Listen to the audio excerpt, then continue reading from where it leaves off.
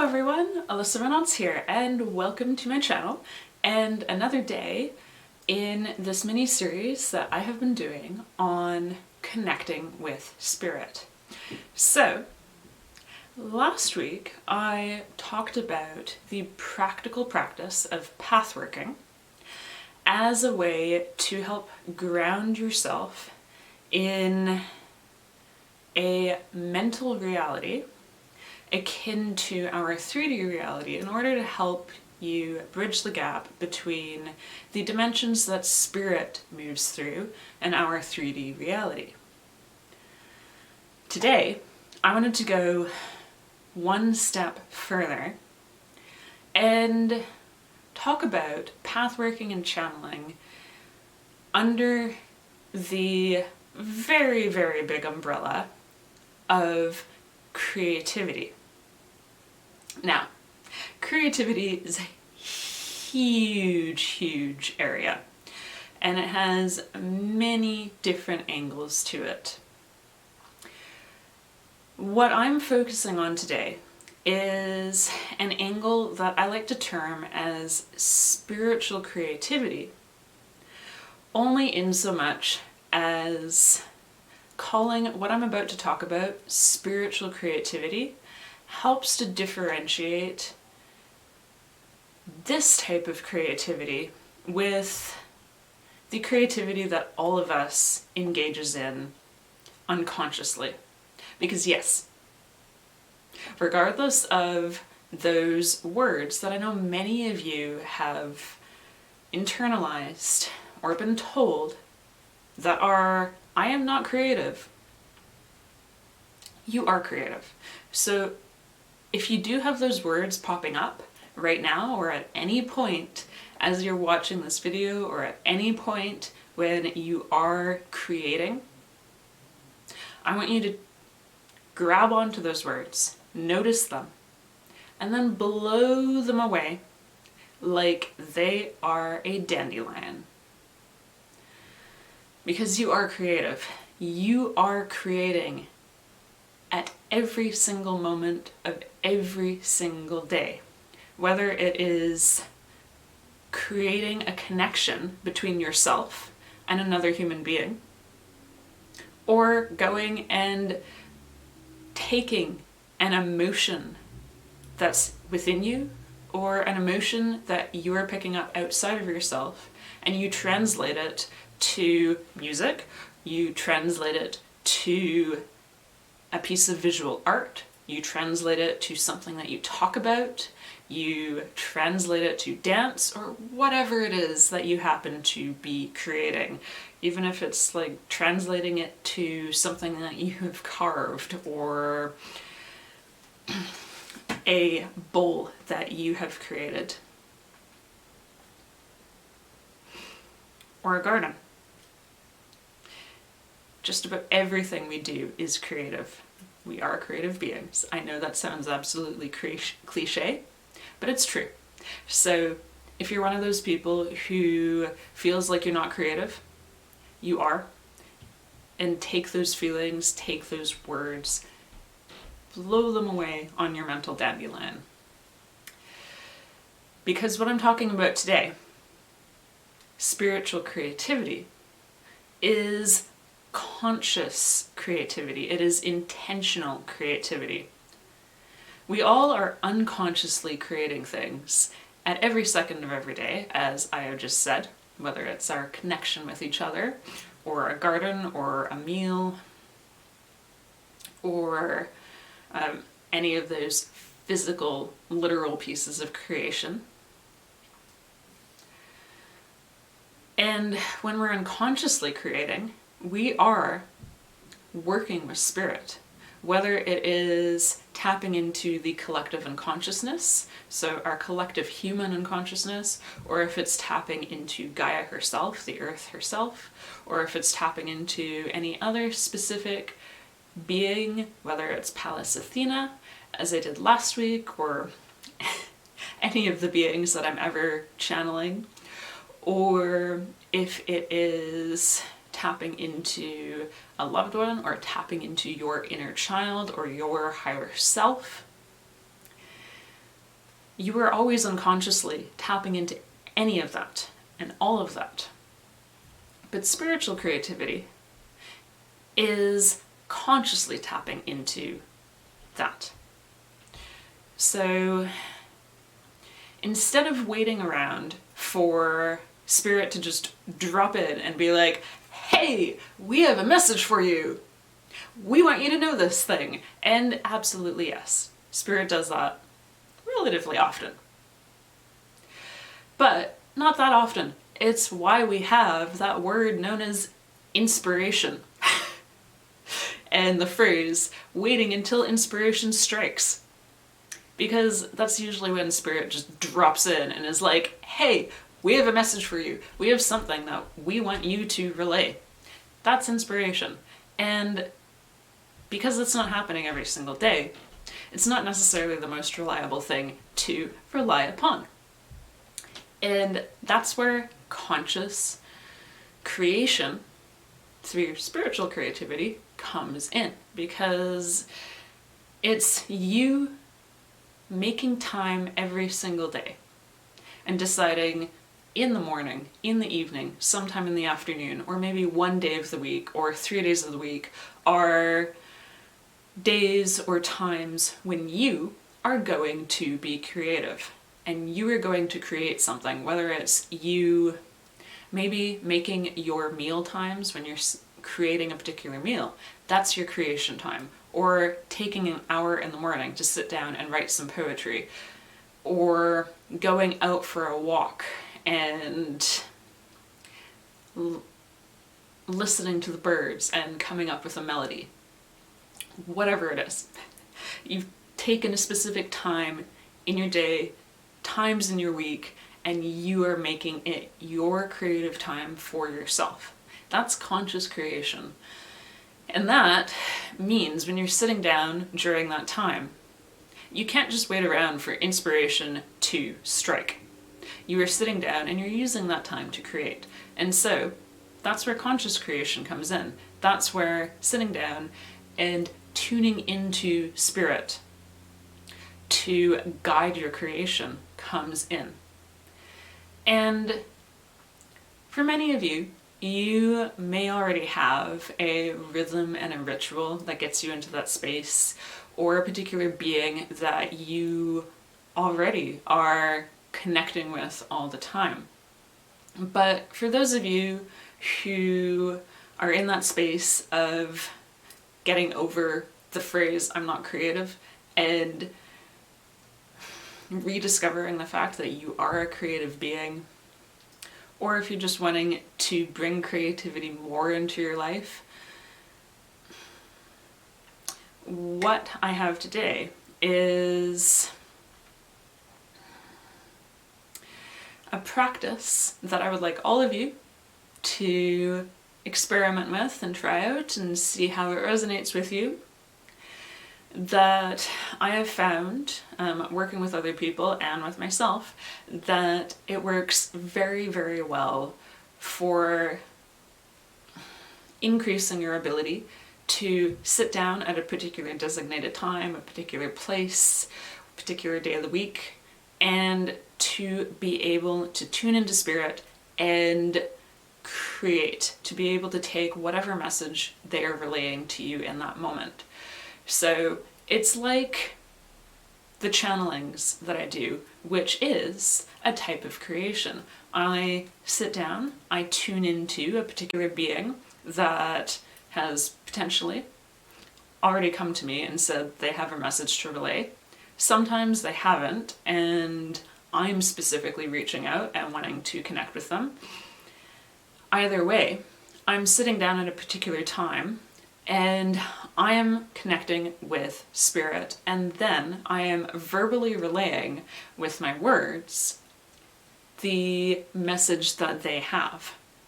I also, for those of you who are in my private Facebook group, The Amethyst Cave, will know that I channel spirit through music as well, specifically piano. This is one of them right here. And whenever I sit down and I am channeling spirit through music, again, I am tuning into a particular being, or I've had one of them maybe step forward with, hey Alyssa, we've got a message that we want to relay, can you relay it through music? And I play whatever it is that comes through. Now, I have done a few videos on my process with channeling spirit through music. I will likely be doing another short video like these ones coming up pretty soon on channeling spirit through music as well, because there is a particular process through it, and I'd love to show you guys what that process is in a little bit more detail, just to take some of these bigger concepts and theories that I'm talking about in this video and put it through more of a step-by-step kind of practical application with an actual creation process. Because I know I am talking very, very generally here, because creation and creativity is a giant umbrella. So, whatever it is that you are creating or you are wanting to create, you are making time for it multiple times a week, once a day, whatever it is. And when you sit down and you know you want to connect with the fairies, or you want to connect with Archangel Michael, or you want to connect with Pallas Athena, or you want to connect with the ancient Greek poet Sappho,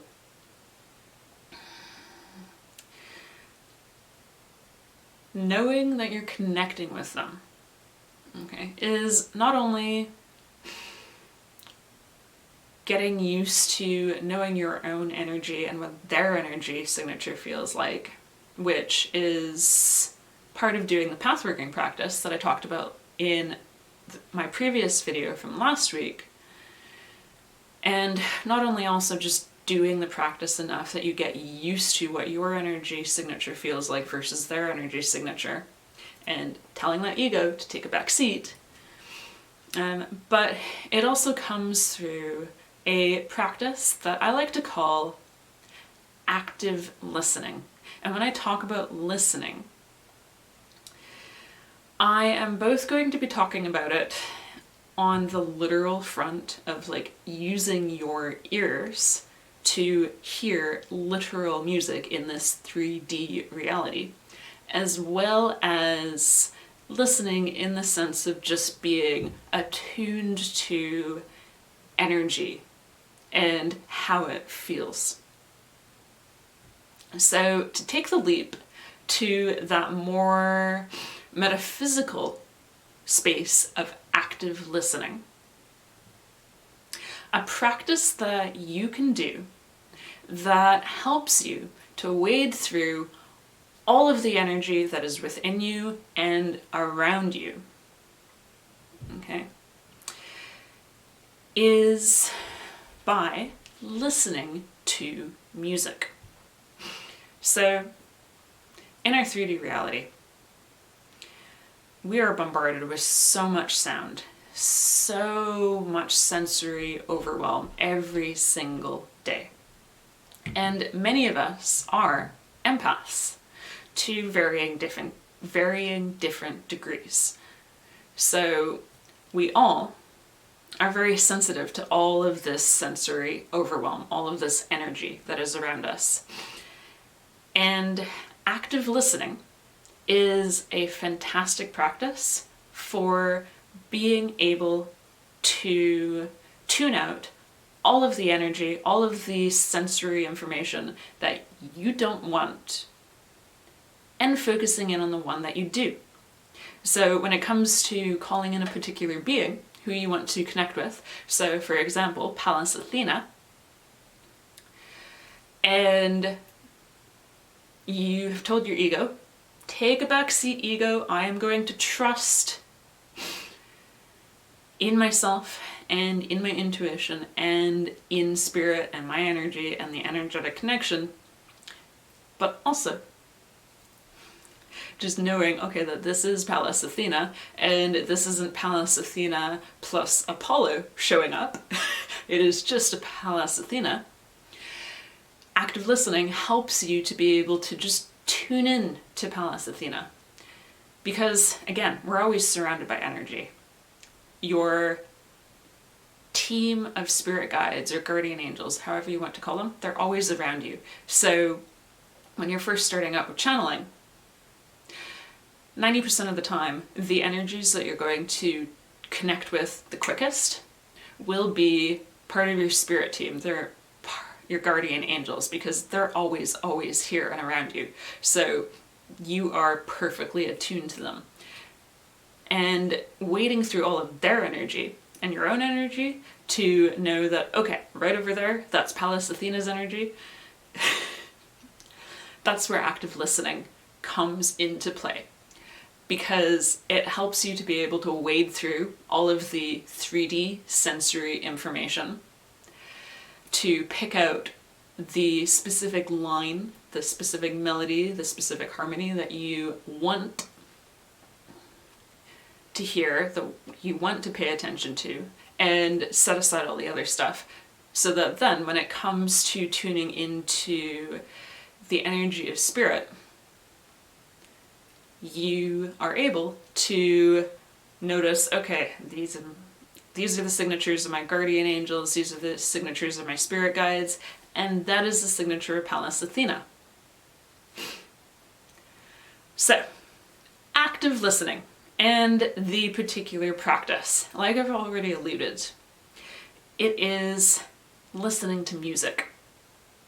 And I don't want you to just go turn on the radio and listen to the first pop song that shows up. What I want you to do is to listen to orchestral music.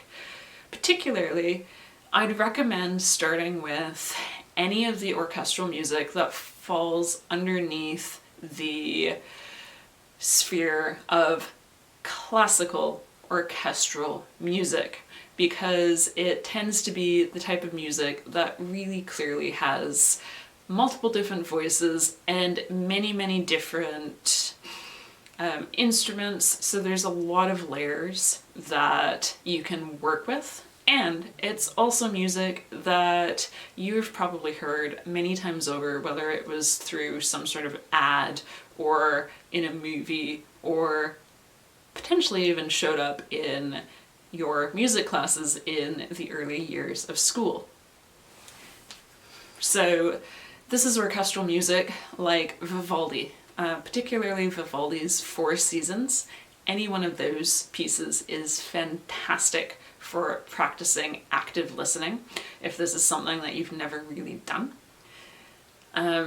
Or listening to any orchestral music by Mozart or by Beethoven or Tchaikovsky.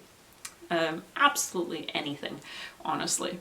And eventually you can even branch into more of the modern orchestral music. So certain orchestral pieces that are used in movies can often be really good pieces to listen to. For example, all of the Star Wars music by John Williams is fantastic. It's got many, many layers of different melodies and harmonies and instruments. Also with Howard Shore, and his music for the Lord of the Rings trilogy is absolutely brilliant for active listening, and is probably the best modern orchestral score in terms of measuring up to classical orchestral scores. So, how to do this active listening once you've picked out a piece. So I'm going to say you've picked out Vivaldi's Winter piece from his Four Seasons. So I'd suggest listening to the piece just straight off, especially if it's something you don't regularly listen to. Just listen to it once or twice to remind yourself of it, get a feel of it, and pick out either a particular instrument or a particular melodic line that you want to tune into. So say, for example, you are going to listen to the violins. The violins are the loudest in Vivaldi's Winter piece. They're the instrument that has the most notes as well. So they're very, very easy to pick out. But a lot of the other instruments throughout that piece are taking on the actual melodic line. So there's still an element of needing to tune out some of the other instruments when the violins flip over to just being a harmonic support to the actual melody itself. But they are definitely one of the easiest instruments to pick out in Vivaldi's Winter, or any of his Four Seasons pieces, frankly. So, you are listening to the violins. And when you first do this, if you aren't someone who regularly just sits down and listens to music for the sake of music, and you're perhaps somebody who has music that's often just playing in the background, but you're never really specifically tuning into the melodies and listening to how each note changes to the next note, or how long a note is played, or the tune of each note. And I'm really trying to stay away from talking about music theory here. It's a little easy to potentially drop into it. If you're not someone who ever has done that before, because you're not into music theory, you haven't ever had any musical training,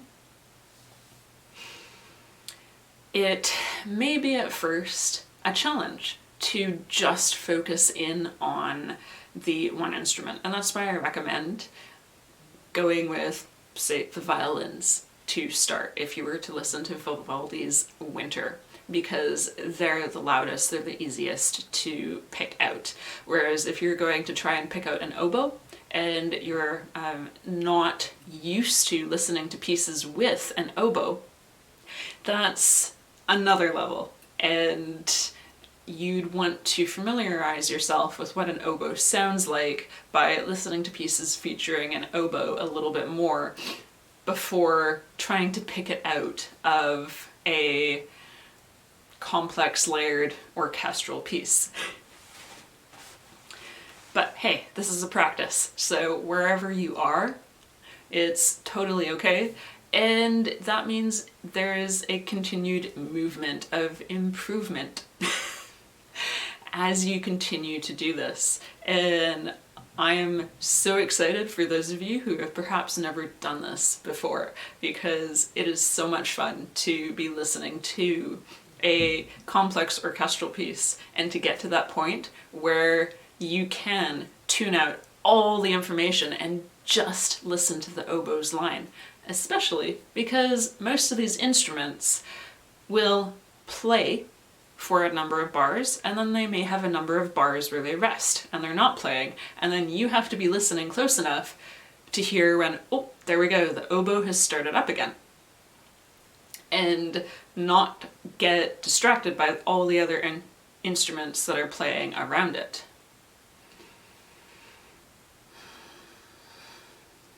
So that essentially is what active listening is. It's just picking out a particular instrument or a particular melodic line even that you tune into and you focus on. So actually, if you are finding just tuning into a particular instrument to be a challenge because you've never done anything in terms of musical training, and you've listened to the violins in Vivaldi's Winter piece, and you want to take the next step, then pick out what the melodic line is. What is the melody that keeps repeating over and over? And you'll notice in orchestral pieces, the melody will move from one instrument to another instrument, or there might be 3 instruments at a time that are playing that melody, or you get instruments that are playing the melody and then another instrument that's playing the melody, but it's been inverted. So it's in a different key, so it sounds a little bit off, or it's been basically flipped. So maybe it's the melody backwards. Again, I'm trying not to get into too much music theory here, because the point is just being able to listen to the music and pick out something clearly while not getting distracted by all the other sounds. Because to bring this back around to spiritual creativity, when you have trained yourself to be able to focus in on a particular sound,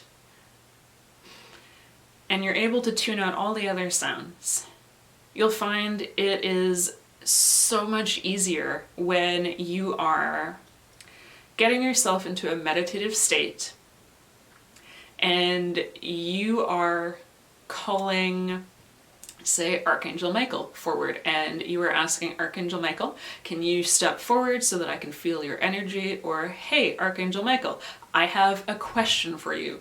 Or perhaps you are wanting to connect with Persephone, and you say, hey Persephone, I want to feel your energy. Hey Persephone, I have a question for you. And you ask whoever it is that you're wanting to connect with to step forward. You ask them to come into your space so that you can feel their energy. Or you ask them the question and you ask them to step into your space, whatever order you want, it doesn't matter. Either way, you've asked an energy to step forward so that you can feel their energy. And when you do this, and you've had some practice with active listening and being able to tune into just one particular melody, one particular instrument, whatever the case is, you'll find it so much easier to be able to tune out the energies of your guardian angels, of your spirit guides, and just focus in on that new energy. You will likely be able to identify, oh, look, suddenly this new energy has joined this space. Because as you get into your meditative state, and you are tuning into what your energy is like. So this is going back to that pathworking video, where you are focusing on what is your energy? What is the energy around you? And you know, okay, this is my energy today. This is how it's feeling. This is how I'm vibrating. And oh, look, over here, I can feel one of my guardian angels. Over here, here's another. Here, there's another. Here's a spirit guide, whatever you want to call them. And you notice all of them. And you might not necessarily pick them out individually, but you notice, okay, as a general cloud of energy, they're all around me right now. And you call in the energy that you want to speak with, that you want to feel their energy, and you will likely be able to notice right away, oh, it's suddenly this new energy has joined. Just like in an orchestral piece, you have all of these instruments playing, and then all of a sudden a trumpet comes in with da da da da da da da da da da, or whatever it is, and you're like, ah, there's the trumpet, there's the new instrument that's just stepped into this musical space. So it's the exact same with energy. And so that's why I've found over the years with my own practice and with working with others, when I've worked them through connecting with spirit, that active listening, so listening to an orchestral piece, orchestral pieces, you know, as part of your general practice, is a fantastic way to apply that 3D listening practice to an energetic listening practice. All right, so that was my main practice that I wanted to talk about today in terms of spiritual creativity. However, because I'm talking about spiritual creativity and creativity in general. So for those of you who don't know, creativity is my big main sphere that I focus just about everything I do on, and I've always really focused everything on.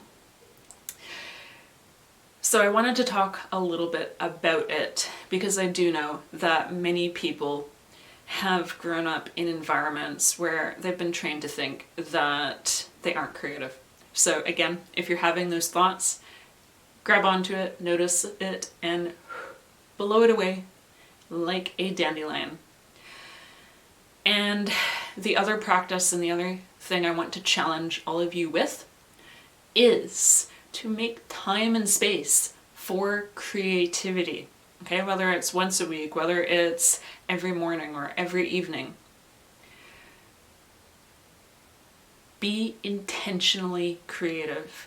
So whether you are making a meal and the way you plate it is perhaps making it like this creative art, or the particular seasonings you put in, you are putting in for particular reasons. You are creating something specific. You're not just making a meal just because you need to satisfy this physical body that we are incarnated in, but you are making it with an intention. So you are making it with love. I know that sounds absolutely cliche, but it's true.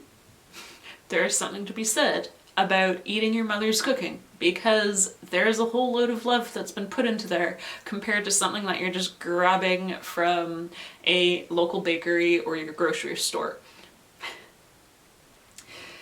Or if you are writing a poem, or you are painting, or you are dancing, or playing music, whether it's your own composition or you are playing someone else's composition, or you are decorating a tree with knickknacks to create a fairy tree or a wishing tree, or you are gardening.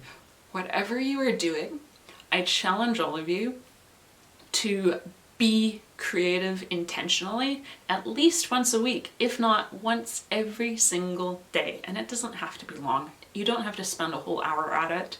You can spend just 5 minutes at it. Especially for those of you who are getting back into that space of re-embracing your creativity. I want you to be doing it regularly, because then that way you can be exploring different types of creativity, and you can start getting a feeling for what resonates with you versus what doesn't resonate. And you can just be creating. And yes, you're putting intention into what you're creating, but you're not making it because you are trying to get an A in your art class, or because you are wanting to have a gallery of your paintings. You're doing it just because you want to take a particular emotion, take a particular energy, take a message from spirit, and intentionally put it into whatever you are creating. So as you're doing this, one thing that I want you to be aware of, especially for those of you getting back into becoming recreating your creativity, is really tune into how things resonate. And if something doesn't resonate, don't keep pushing yourself to keep doing it. The point of creativity is figuring out what is your outlet, what is your voice, okay? Whether it's dancing, or if it's painting, or if it's gardening or cooking. But then making sure that you're tuning into what resonates versus what doesn't resonate, and you're not following fear. So you're not mixing up fear with, oh, it just doesn't resonate. How do you know that something just doesn't resonate versus you are feeling a big wall of fear crash down in front of you? Well, fears are usually the big concepts. So to be open and frank and honest with all of you, Not that I always am anyway. Even though I am very much a creative being and I identify hugely as an artist, I still regularly deal with a lot of self-judgment and feeling like, oh, this thing I'm creating is not good enough, it's not good enough, it's not good enough. And I regularly have to take that phrase, blow it away on a dandelion, and let it go. And just focus back on whatever I'm creating and the intention behind whatever I'm creating and bringing it into being. That idea is a big, broad fear. Or if it's something coming up from your childhood where somebody told you something or you noticed something and you felt that judgment, that's a fear too. And you just need to notice it, grab it, and blow it away. And don't stop something just because of that fear. Keep going with it. But at the same time, if it's something that doesn't resonate, so it's something that you're forcing yourself to do, but you don't have a feeling of intention behind it, then it's probably something that doesn't resonate with you. So if you're trying to get into pottery or get into beading, two things that I've done a lot, especially when I was younger, don't force yourself to keep doing it. If you feel like you're just doing it because you're trying to finish something, let it go and move on to something else. Those two things, for example, I was really passionate about when I was younger, but nowadays, even though I do have a box of beads, it's something very much that I don't get to very often because it doesn't resonate with me. I resonate more with creating with music and creating through writing and creating through photography. Those are my top 3 ways of creating things outside of, well, channeling spirit verbally, which, as I said at the beginning, is definitely a type of creation as well. So that's just one thing to be aware of when you are taking on this challenge of intentionally creating something at least once a week, if not a teeny little bit every single day. Just be aware of noticing whether or not something resonates with you, if it doesn't resonate, or if you've got moments of fear that are rising up. If it's moments of fear, take it, blow it, let it go. If it's something that just doesn't resonate, put it aside, move on to something else. And some of you who have not been actively creative very much and you've had a period of feeling like you weren't creative, you may find yourself going through so many different things, and that's okay. You are getting that muscle to reawake. You are getting that energy within you to reawake and reconnect with all the energy around you and within you. So, 2 challenges for you guys this week. Practice active listening. I'd love to hear which pieces you are listening to.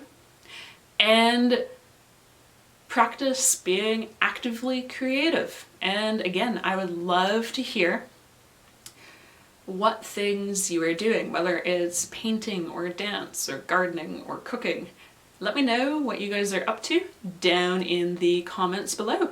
And I will see all of you next week. So until then, love and light, and goodbye for now.